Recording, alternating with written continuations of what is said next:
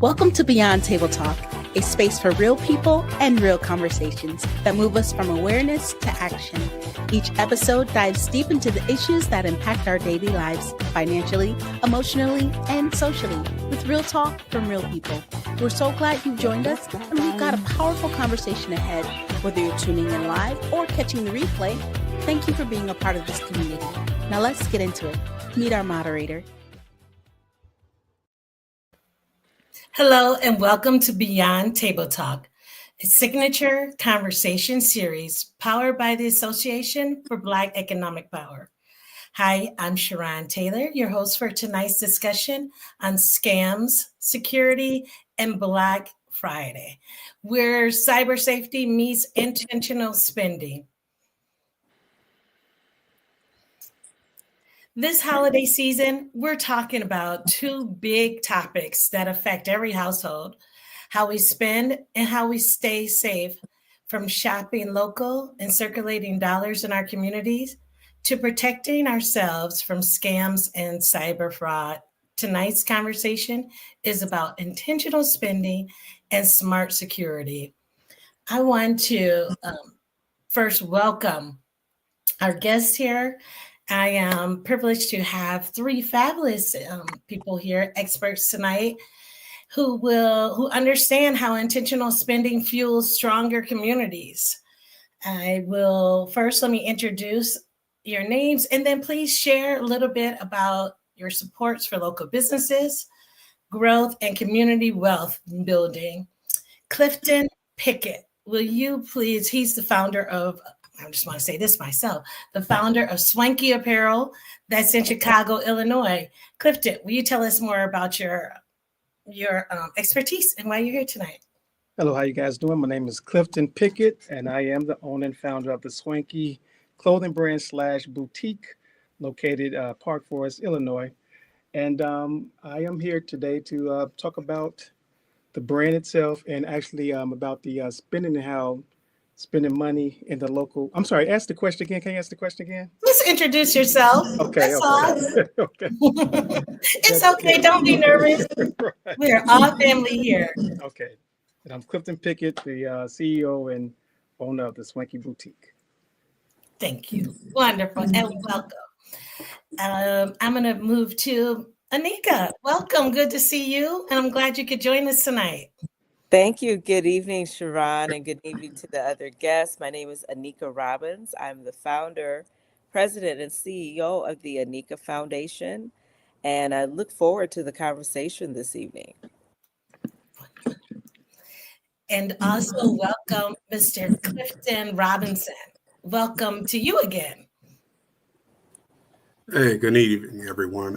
Cliff Robinson. I'm an Army veteran. I'm also a cybersecurity professional. I work with local governments and law enforcement, as well as the private industry. Wonderful. Thanks again for joining us. And I just want to say hello to all of our guests who are joining us online. Please join us in conversations with the chat or engage in other ways. We have two parts to this series tonight. During the first half, we'll explore why shopping locally, and that's going to be local for Minnesota. We're based out of Minnesota, but also we have Clifton Pickett here, who is from Illinois. So he's going to share some pieces about that from Illinois, but shopping locally and shopping back. Okay. Why that matters. Okay. More than ever now, especially with the economic uncertainty and government shutdown impacts that families and small businesses have been going through. Okay. Then we'll shift gears to cyber safety and how to shop smart, avoid scams, and protect your personal information, especially that information that's online or that you might be carrying around with you in your pockets. For our guests, please scan the QR code on your screen to complete our brief pre-survey. Your feedback shapes our future conversations, so please share and like and follow us as well. So moving on. I want to say our first going, let's just jump right into it. I'm ready to, Clifton. See, get it together here. So Clifton P. Our Yeah. first question. Pickett, that's in Illinois. With the recent uproar of government shutdowns and economic strain, why is shopping locally so critical this holiday season? Well, the small businesses are the backbone of the communities, and shopping small helps us control our community. So, like if the government shuts down, if we have build a strong foundation within our community, it won't affect us entirety because we become a family and we support one another. And by supporting one another and keeping the dollar, black dollar in our community, when it shut down, we can stick together and become like a family and a unit and plus circulate the dollar. So when this happens, we can support one another. That's I believe. Mhm. Thank you for sharing that. Straight and to the point. Yeah. Like this Yeah. it's really clear.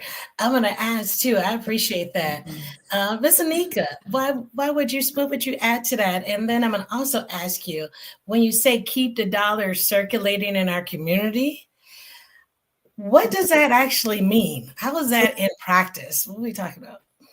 We're talking about everything. Thank you again for the question.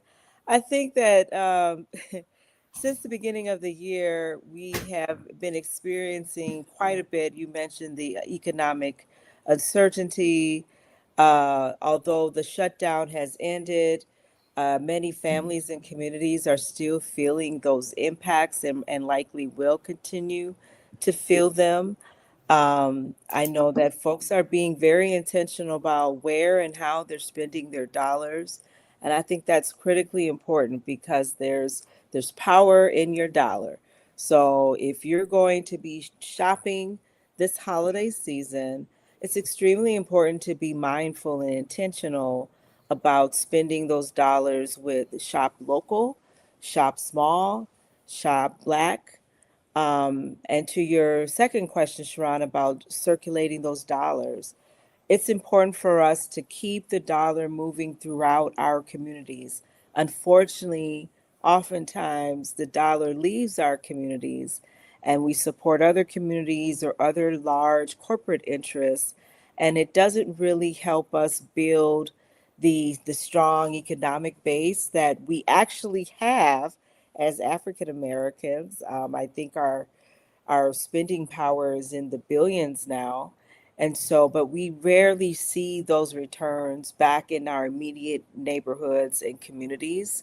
And yet, our businesses, and I'm a small business owner and a nonprofit director, and several of our network are small business owners and folks that have been laid off, and we expect to see more of that. They will need that support, right? So many people are starting businesses, and so I highly recommend that you search them out and figure out ways to support. And honestly, gifts from small vendors, craft products, made goods, it has a more special feeling, I believe. So any chance you get, support and shop small and shop black. Nice. That's a really great reminder too. And when we're talking about shopping locally and shopping black, you use the words like search them out. Hmm. Because we're not always the storefront that you're going to drive by to get Yeah. something. So actually searching out, where can I go to the community? And I know so many folks may not live in the city where Sure. we talk about community, where communities are. Communities are spread across. The same with Illinois, I realize. So searching out, intentionally buying things from Black folks in the community and locally. That's what I hear you both saying. But is Yep. that a good summary of that? Yes. Can Okay. you? Yes. Yes. And you both, I Yes. both are business owners. Right. Right. That Yeah. supports us and helps us out. So yeah, that's a good thing to do. Hmm. Yep. But I think This is also I should point out that in helping support the small business economy, then it allows business owners to show up in other broader ways too, so it's not just about putting money in individuals' pockets. It again, it's about building that economic base, but it also allows businesses to donate to create jobs, to hire people. Unfortunately, a lot of small business can't afford extra staff, although they desperately need it. And so by you being intentional and supporting them, you're helping them expand, and you're helping more than just that person. You're helping the other folks that they're able to employ, their families, and so forth. Right. That translates to jobs. And Clifton, Pickett, can you talk a little bit about what that means as far as like building generational wealth for small business owners? So the good thing about that is that I got a bunch of notes. I'm not going to look at none of these notes. So let's get this. So the good thing about that, what I've learned from my experience is that I decided to start a business just for that idea of starting generational wealth within my family, my two boys, and I wanted them to learn that you have two choices. Either you're going to have a career or you're going to be an entrepreneur. And if you want to combine the both, that's a plus, but you always have some kind of security. And by me starting my own company and my business, this was the thrive for me to explore like what business to even be a part of that was something that I'm comfortable with, and plus actually learn that was not so hard. So with that, when I started this business, I also decided that I want to inspire others as well to become entrepreneurs and have their own business because it gives them options. And by being a part of this small community, I've actually shown that within the past months I've been here, how you can start your own business or your own company just by starting off real small and just having an open mindset that you can do anything that you want to do and achieve. Perfect. You mentioned some things about like when you're starting that business and how do we have generational wealth? We can build that. Your intention. Thanks for sharing that. About it sounds like I'm getting some feedback on this end. Is it okay to you guys? Yes, I can. Okay. All right. Well, it's your intentionality around starting a business, especially for your family and your sons. We have a number of videos from other series too that talk about that. And so I'm going to ask our guests, if you're joining us tonight, make sure you look at some of the other ones because those are out there too about investing and building wealth in that way. So Clifton, what are some areas, and I'm going to ask you this question too, Miss Anika, but what are some ways to shop locally, even if the budgets are tight? We know some people are just coming off of a shutdown, government shutdown, and incomes are impacting families. We know that resources that families may typically have been cut. There's funding impacting people's jobs, people's resources. So how do we tell people to shop locally? And we, keep in mind, budgets are tight this year. Yeah, that's true. How can consumers plan intentional spending without feeling guilty about holiday shopping? Okay. Well, the beauty about that is that shopping locally, you're not you're not buying just the item. You're buying into that person, that business owner, and a lot of business owners have a story. They have a background of the reason why they start the business with the generational wealth, or the simple fact is it changes their mindset to want to have something greater. So I believe that shopping locally and actually having some kind of discipline about how you spend, it'll make you feel better knowing that you spend your XYZ on someone that has a dream and a goal instead of giving it to the big box company where they don't care. They just want the money. They don't have a background or a meaning with their brand or what items they sell. So even if you don't spend a lot of money, spending something locally still supports a brand, an ideal, and someone that wants to start a foundation. Mm-hmm. Oh, wonderful. We've had some conversation. I know, Anika, I've seen you on social media as well. So people are aware of this, but there's been this movement, especially on social media, about supporting a national blackout. That's supposed to be coming up. So it goes in with the idea of like what Clifton was just saying, being wise, investing in community.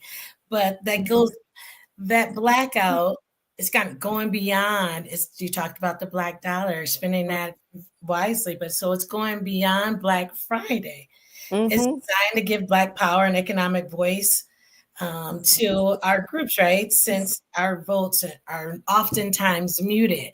What do you say to that as we kind of are boycotting one area and spending? What do you say? What would you suggest to our viewers, Ms. Anika? Thank you. Lots to say on that. I believe it was Malcolm X who said you should not spend your dollars where you are not respected or valued. Um, Black people have value. I just mentioned our $1 billion spending power. Um, and so I think I don't know that we've always believed it though, right? But maybe we're seeing it now. Unfortunately, Target stocks continue to slide. They're laying off 1,800 employees. And so boycotts, blackouts, they are effective. But I would encourage the community to not just do these kind of one-off protests and things, but to really just be intentional about incorporating shopping small and Black and local on a regular basis. Um, yeah, just do it, if you need something, identify different vendors, business owners within the community, within your network that may have that product. And here's the other thing in terms of, guarding your wallet, a lot of times the small business owners have to compete. In order for them to compete with big box retailers, their prices are often low and very competitive. So shopping small, supporting Black owned businesses can support, the economic hardship or just not having a few extra coins this season. And I'm also noticing a lot of folks are having sales. So there will be ways for you to still have a meaningful, joyous holiday and still mind your budget. But again, focusing your efforts on supporting small based businesses um, can be mutually beneficial because you're supporting that business, but it's also not hurting your pockets. Mm-hmm. Yeah, powerful. I was suggesting. Thank you for that, because I hear that too. People saying, "Well, it costs more over there," when it comes to, but trying to compete with big box, where they have done this for a number of years at different things, but that's not the goal. Is being in competition with, but more so buying locally, supporting Black and investing in communities. But the power of our dollar behind that. Often we talk about back in the day, historically, where there was a Black Wall Street. Yeah. And does that still exist for us? Are we building that? Where do we see it happening? In various states, because our show is broadcasted beyond Minnesota, but where are we seeing that in other cities that they have that Black Wall Street? I know I was in Houston recently and they referred to a strip in that way. So they're chiropractors and other things. Yeah. Yes. I think it's probably more a Black virtual Wall Street, right? So a lot of businesses will be able to tap into shopping online. As I think people have kind of faded out of the get up at 6 a.m. to try to get yet another television, right? So, I At least think people in my age group. yeah, we got plenty of TVs now, y'all. But online shopping and there's those deals and a lot of small businesses offer those deals as well. I think it's also important to note that, the impact of tariffs, that's going to drive costs even more for the big box retailers, mass retailers. Whereas, so it all is the supply chain and ability to source products and those kinds of things. But that should be more incentive to support smaller businesses. Okay, thank you for that reminder. We are up against the clock, and I want to make sure we get to part 2 because that is going to be exciting. And you also had to segue us into it already, both of you, with the conversation around circulating our dollars. So I want to move us into part two just a little bit. And one of the questions I have for you both is, let's talk about what circulating our dollar really means for our neighborhoods. We're going to dive a little deeper in that, from the barber shops to the boutiques, and online purchases as well. Why does that circulation matter so deeply right now? So can we bring it to that? What would you say, Clifton? I can see you ready. Okay. So the one thing I do like about the circulating of the dollar within the community, it strengthens the community as well, and it actually brings us together. So if someone comes to my store and buys something from me, I'm able to go to the restaurant or the other my other counterparts in the area to support them, and that brings us together as a community, and it brings us all accord as one. So I believe that supporting one another makes a big difference. And one thing I've experienced that recently I did a workshop for the actual teens in the area and showed them how to make T-shirts. And I really enjoyed that because out of that little meeting that I did, the workshop I did, I don't know what they might have got out of that, but I might have sparked something, even if it wasn't about T-shirts, but it may have sparked something. So all I know was that one of the young ladies came back with their parent, and he's coming back to the store to buy something. So now he has the ideal of like, okay, let's circulate this money within here to keep me open, and then I can circulate the money that I get from the customers to go to the restaurants. I do have a barber shop over here. We do have a couple of sit down place to eat. And then once they come to my shop, they know, oh, it's an eatery, it's a barber shop, and now that dollar is circling within us. So if we have anything that's with the government shutdown, we stick together. Now I have funds to actually support one another, so we won't have that them have control over us. If that makes sense. Yeah. Mhm. So building that community wealth that's actually sustainable and can support us beyond the outside dollar. Yes. Miss Anika, can you share a real example? I know you are very active in this community, born and raised in Minneapolis, Minnesota. Can you share a real example of how community businesses can benefit from the intentional local support, especially during the holidays and then beyond the holidays? But I know you've seen a lot here, and Clifton, thank you for sharing that actual real example as well of how it impacted you. Appreciate it.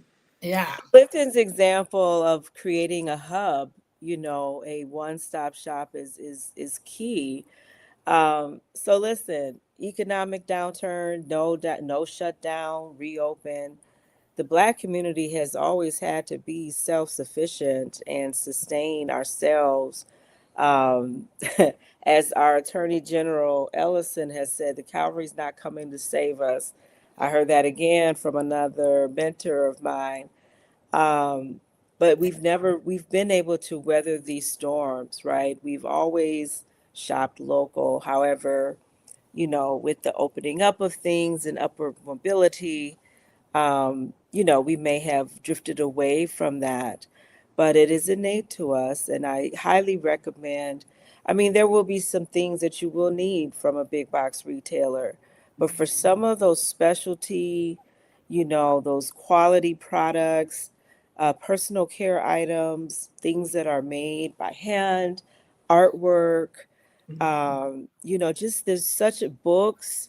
There's so many different things that, many of the small business owners that we engage with, that they're offering. They're quality products. They're made with love or procured with love. And again, the price is reasonable. Um, my family has benefited, right? But then in turn, we're able to pay it forward.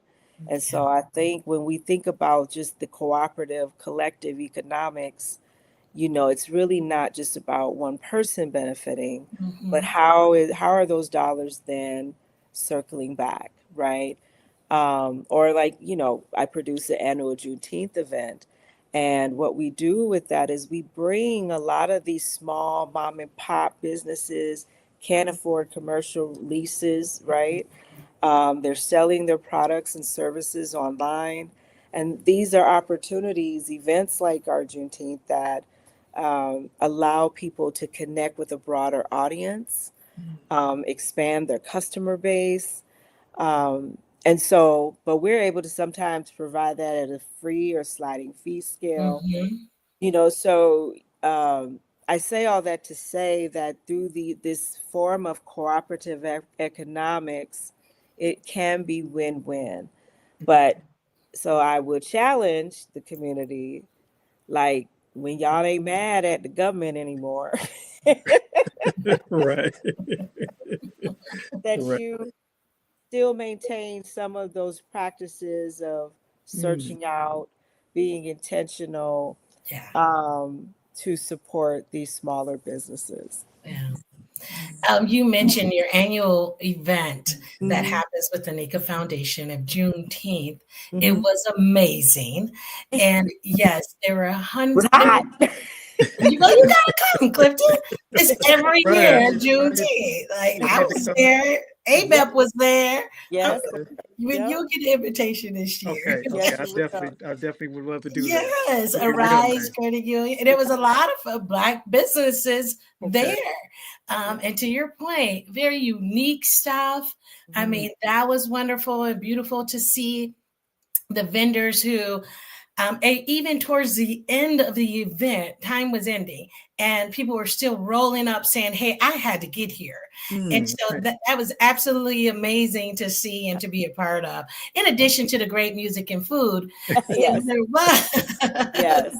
Yeah. Speaking of food, Sharad, I want to say that's another small business you can support. There's several catering outlets, right? That, if you don't feel like cooking this year, contract a caterer to make the spread, or at least pick up some sweet potato pie or bread pudding or cobbler, from those smaller businesses. So there's just different things. Think about what you need, think about what you want, make a list of those things, and ask around, because more certainly somebody knows somebody who specializes in that.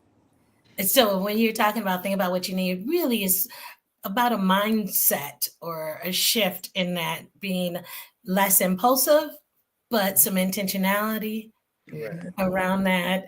Yeah, so that's amazing and purposeful. So I love that. Thank you both for that very powerful conversation on intentional spending and how it impacts the community. Before we wrap up this first segment, I'd like to ask each of you to leave the viewers with one simple, actionable step that they can take this holiday season to practice intentional spending. And I'm going to go ahead and pop it back to you, Clifton, and then I'll ask you, Ms. Anika. So for the shoppers now, before you buy anything, think, do you really actually need it? If you don't need it, don't get it. But also remember too, if you shop local, you are supporting someone else. You're supporting someone else's dreams and goals, and you can be, that can be a gift within itself. So if you just buy something simple like a keychain, or you buy some pie or cake, or like the desserts, like the young lady said, that would support a black business owner. And if you buy a swanky shirt or something from my boutique, you support that too as well, and we give back to the community. Okay, is that a swanky shirt that you have hanging up behind you there? Okay, wonderful. That is so cute. Pretty good, thank you. Miss Anika, and then wait, hold on before we go. I'm guessing they know how to contact you. We'll have that information for you, for Clifton and Swanky co-founder. But Miss Anika, back to you. What do you say about that? Like, there's some actionable step we want to leave the viewers with. And you already dropped a number of those. Yeah, thank you. I think I would just restate, doing the research, right? Like, starting early to seek out, so start with your list, check it twice. But find out what you need, and then begin the process of seeking out vendors who can provide the product or service that you're looking for. So I would say that, and like I said, with cooking, if you're just not up for the full spread, consider contracting a local caterer. There's several people who make amazing meals. I mean, I support a young lady, Jossie, I just killed a peach cobbler, and I'm like, oh my God, I need this for Thanksgiving. So those are just some immediate examples. And it takes, helps you manage your time, and you get a quality product, and no one's the wiser. Awesome. Yeah. Mika, you have an event coming up in December. You want to share a Yes. little bit about that too? Yes, yes, yes. So on this note of being mindful, we're really excited about our upcoming Wealth and Wellness Summit. Live well now and leave a legacy for the future. And so our goal with this is about being looking at the intersection between our money and our health and well-being. A lot of times we look at both as separate and we treat them as such. But you think about it, your health has financial implications. So we are so excited about the variety of panel discussions. We have them broken out into two sessions, Cipher 1 for Black men and wealth and wellness, and then Black women, wealth and wellness, and talking about the impact of long-term caregiving, mental health and wellness, estate planning. We're really trying to get people away from leaning on GoFundMe for funeral arrangements. So this is really an intentional, holistic approach to helping our community understand how to live with intention, to be, thoughtful and plannerful. As they say, if you stay ready, you don't have to get ready. But a lot of times the question of what are the tools? Where do I start? And so we're bringing all of this together. But listen, super excited for our keynote, Sean D. Rochester, the author of The Black Tax. And so he and I have been talking over the past several months about what's the plan. At the top of the conversation, you mentioned about the economic downturn and uncertainty. And we know that a lot of the things and policies that are happening now will have long-term impacts for even 40 years down the line. And so, how can we prepare the community to not be reactionary, but to put some plans in place that will help sustain and fortify individuals and families? And what is the role of our money? What is the role of owning a home? What is the role of managing your resources? Having conversations with your loved ones before they die about your plans so that your property doesn't get caught up and entangled in probate for years or even lost. So these are critical conversations, retirement. We're also going to be addressing the reentry community. What are the supports, financial support, but what guidance can be provided to someone who's coming back into the community, someone who's been formerly incarcerated, to be able to make sound financial decisions to support them and the families that they have. So there's a lot going down on Saturday, December 6th at Wow. UROC on the north side of Minneapolis. Program starts at 10. Mr. Rochester will be joining us at noon. We're going to have a global diaspora buffet featuring foods from around the South and the continent. And I believe Miss Deborah will be joining us too.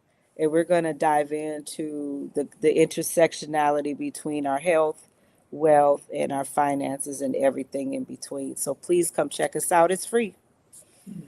Wonderful. That sounds amazing. And I definitely will put that on my calendar so I can bump into Miss Deborah as well.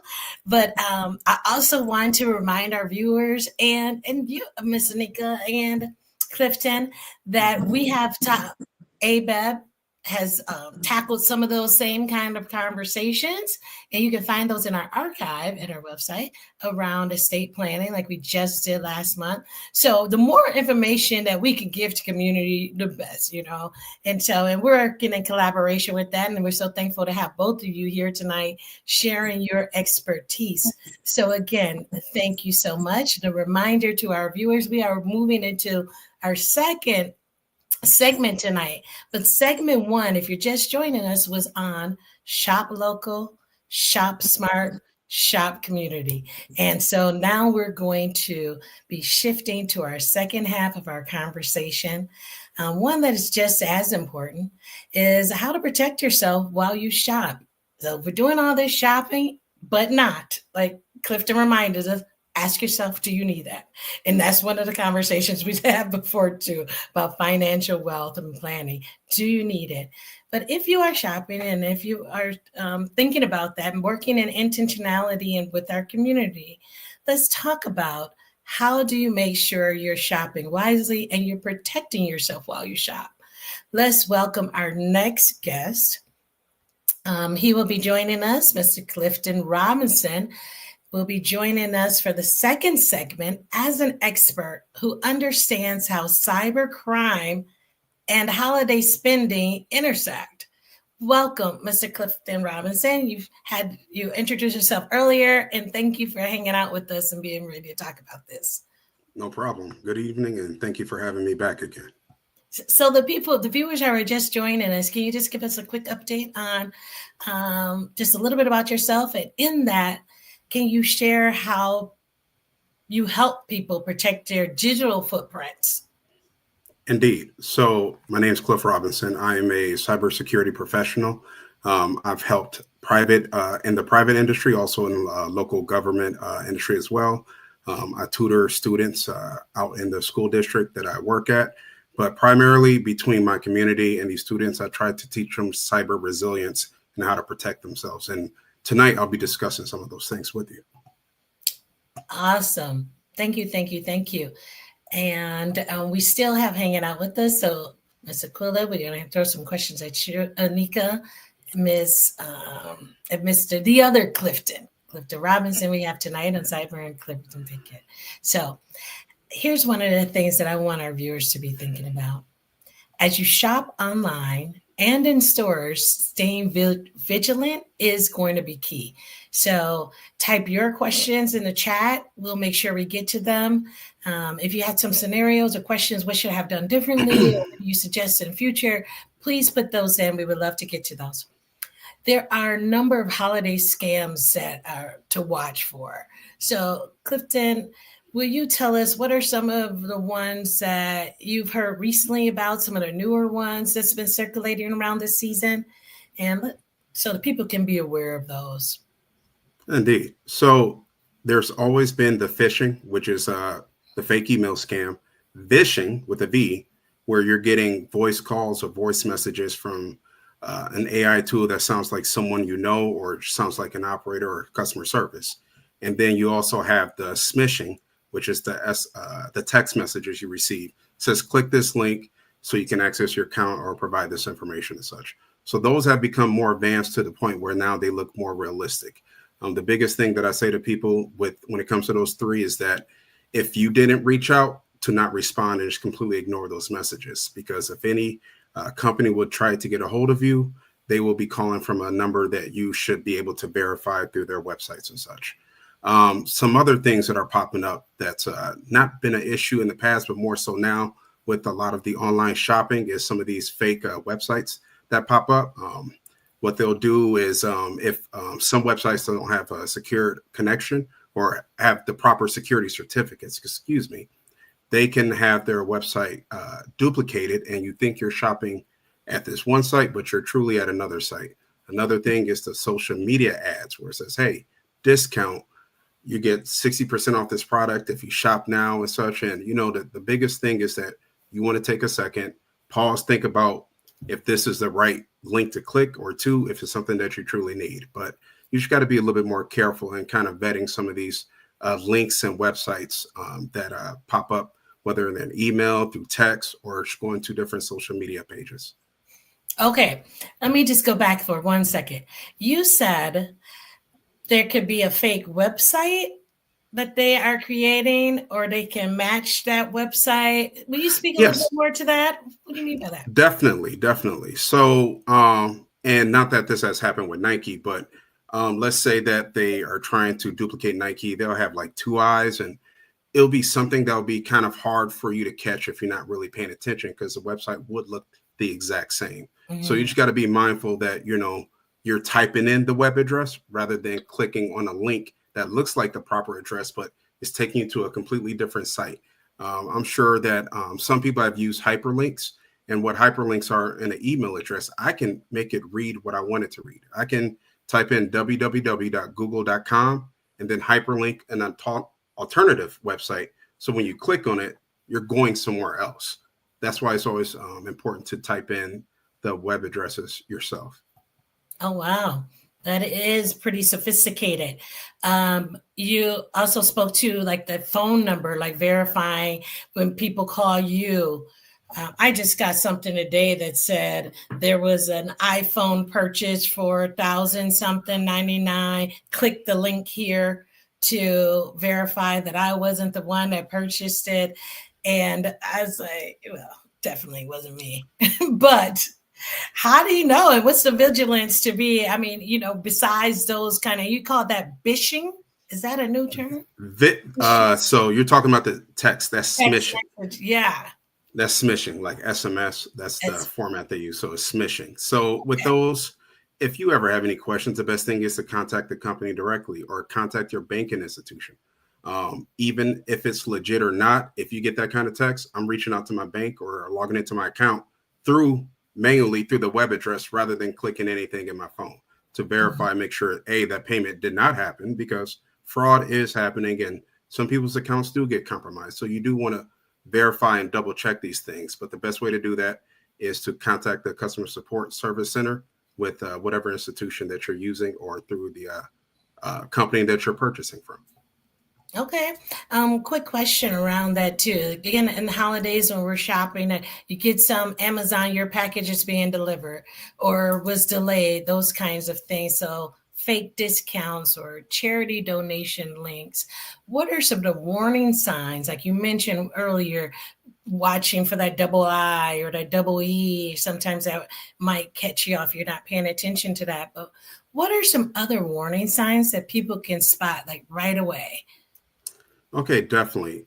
When they start trying to institute urgency, like you have to do this now, do this immediately, that's almost like the biggest red flag, because what they're trying to do is pressure you into making a quick decision without thinking thoroughly. And sometimes if you take 3 to 5 seconds, think about, read what text message you receive or email that you were received, and see if it's truly valid. And a lot of times you'll find out that it's not.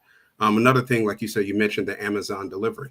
Nice thing, you have an Amazon app on your phone. You can just go and verify that, because Amazon sends you updates through the app, or if you want to log into the browser. Sometimes another thing that does happen is the email addresses or some of these fake websites. Again, the spellings are off. There's like if you got an email from Amazon.com, that would be valid. But if it says at Amazon/deals.com, then you should raise an eyebrow, because they won't use that kind of domain to contact any of their customers. So just kind of be on the lookout for those type of things.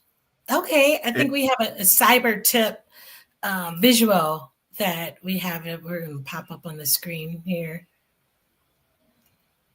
If it sounds too good to be true, it probably is. That's one of the old school sayings. It's still tried and true, huh? If it sounds too good to be true, it probably is. What else could be said by that? I guess the only thing I would add is don't shop at 1 a.m. or when you're tired, because everything sounds great then. Indeed. But if it sounds too good, it probably is. How can consumers safely shop online? In our first segment, we talked a lot about the support of local businesses. And we know now local businesses doesn't mean storefront. is going to be some online purchasing. And love that because we get it delivered right to the door. So how can consumers safely shop online and use their digital wallets without compromising their financial information? So I'm a tapper, I'm walking around, I'm tapping everywhere. How can we do that? How do we know we're being safe? Well, you should shop with a little bit of skepticism anytime money is being withdrawn from your account. So that's the proper mindset to have. But to stick to the sites that you know and have verified and have shop with before. That's kind of the biggest thing, because right now what's happening is that there are these websites that seem valid and are valid for a short time. They get your payment and then never deliver the products. So that's also another issue that can happen with online shopping. So the best thing to do is to stick to known retailers, right? A lot of times you get suckered in by trying to get that huge discount or the best deal. And a lot of times, like you said, it's too good to be true. Another kind of aspect to protect yourself is using a PayPal or a credit card versus a debit card. Now, from a financial standpoint, that's a whole nother discussion about what you should be doing. But from a way of protecting yourself, credit cards definitely have better policies for any for fraud prevention, or you're trying to get your money back. And PayPal also has kind of some of the same protections in place for you as well if you were some fraudulent activity was happening on a purchase that you had made. And the other thing is to any payment accounts that you have multi-factor authentication on that account. What that does is that, it takes an extra step that a lot of these state actors cannot do without having your actual device in hand, but B, gives you an extra second to really think about that purchase. So MFA, multi-factor authentication, is something that's a must-have. Say that again. You just had some acronyms there. What? MFA. Sorry, my apologies. MFA. So Mike Foxtrot Alpha, multi-factor authentication. Okay. They have there's different apps you can download. You have Google, you have Microsoft has one as well. So look for something that double checks in multiple ways, a multi-factor authenticator.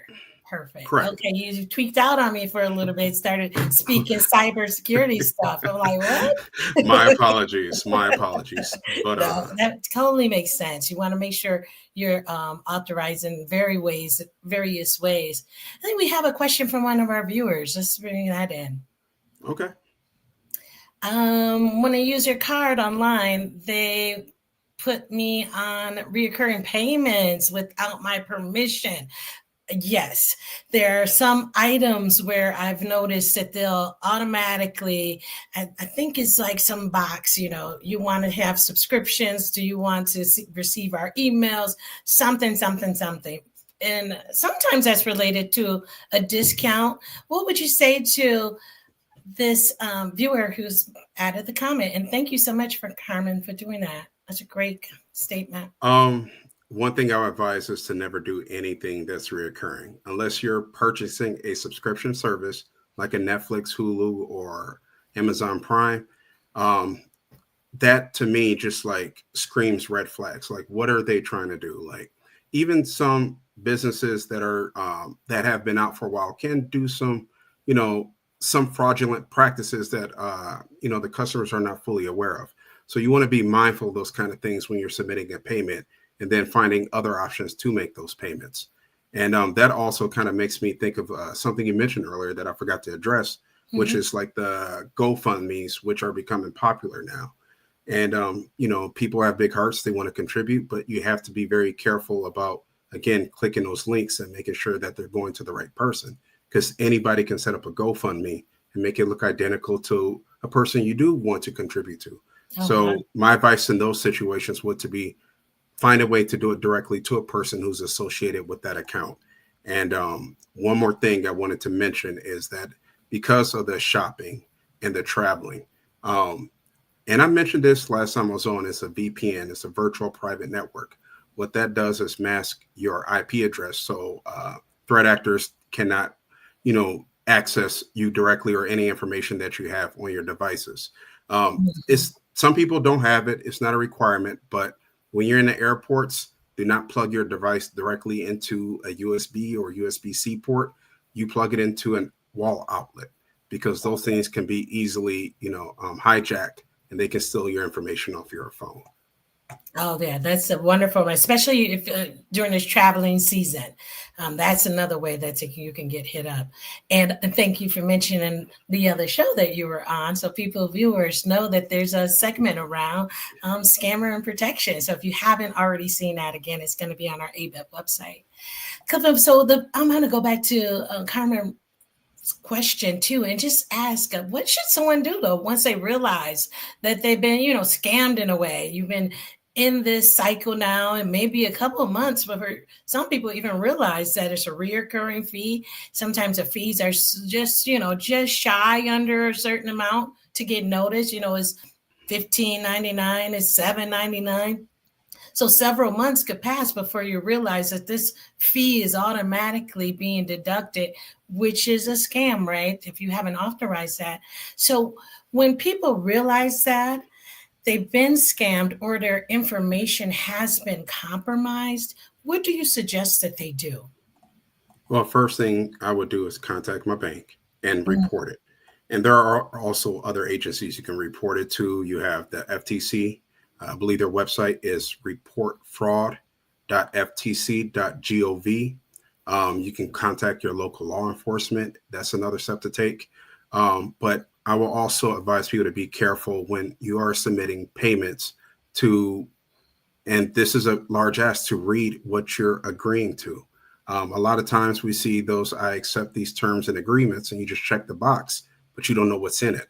So these are some of the practices that you probably want to institute in your day-to-day life to prevent those type of activities from happening. Awesome. Very good. Sound advice. Viewers, I'm sure you have some experiences with this too. Please share, drop it in the chat. What's your go-to online shopping tip to stay safe? Please share that in the chat with us.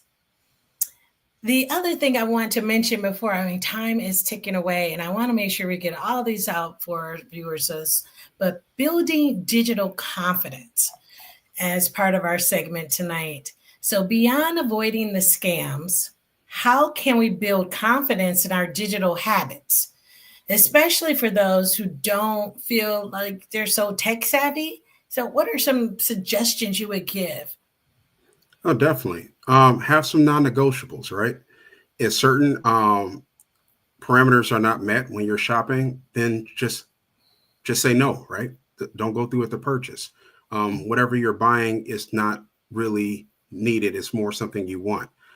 The second thing I would say is that 3 to 5 second pause before you make any purchases, because that allows you time to think and kind of glance over the website or any links that you have clicked to make sure that it's valid. Because right now what's happening is that, like you said, everything's becoming more sophisticated in today's time. So you need to take a few seconds, because if anytime urgency is indicated, then, just say no, because, if it's too good to be true, it's not true. Okay. And thank you for reminding us about that. I know someone who had a phone call come in, and it did say their bank name, which had to be just a broader bank. They thought the call was legit because it came up on their caller ID as that number. They went to the website to see if it was a number. And I guess there's this thing called ghosting. So it looked like the right number. You can ghost a phone number, which is also a little confusing. But that sense of urgency. So reminding us to pause and say, well, why are they so pressured if something's happened in my account that we have to solve it now, can be a huge red flag. And a way to protect yourself is giving that pause, as you suggested too, in the number of things here. So thanks for those reminders. What's one simple step each person should take away this week to secure something they should do to secure their devices or accounts before the holiday shopping kicks off? Well, since I'm in such a generous mood, I'm going to give you 2 simple steps to take. Generosity is big. First things first, and I mentioned it earlier, is enabling multi-factor authentication on any bank accounts, credit card accounts, or anything that contains your personal information. That second step can prevent a lot of fraud from happening. Number two is password complexity. I've always told people that I've worked with is that a minimum of 14 to 15 characters, uppercase, lowercase, alphanumeric letters and signs and numbers and symbols, and that will make it a lot harder, for people to crack your password. Because I know a lot of times, and we all have this habit of using the same password over multiple systems. One gets compromised, they're all compromised, or using something that's easy for us to remember. Convenience isn't always the best thing. Sometimes when it comes to the most important things, you have to go a little bit above and beyond to protect yourself. So multi-faceted authenticator. Is that an app? Like, where do you get one? Is it automatically in these iPhones, or what do you? You'll have to download it. It's in the app stores. Okay. Yeah. Is that a free app?